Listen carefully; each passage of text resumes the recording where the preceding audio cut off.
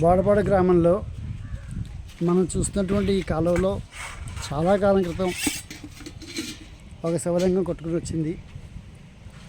So అలా కొట్టుకొచ్చిన శివలింగాన్ని తీసి జాగ్రత్త చేసి దాన్ని ప్రతిష్ఠించి దాని ప్రతి శివరాత్రికి మహాశివరాత్రికి కూడా చక్కని ఏర్పాట్లు చేస్తూ భక్తులందరికీ కూడా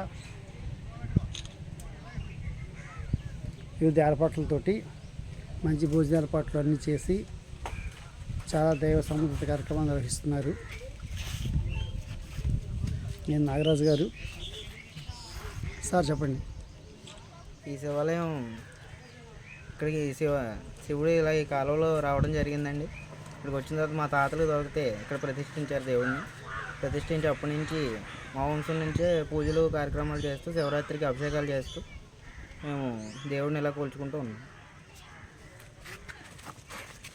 నువ్వు చెప్పమ్మా. వద్దని పర్వాలేదు. ఉంది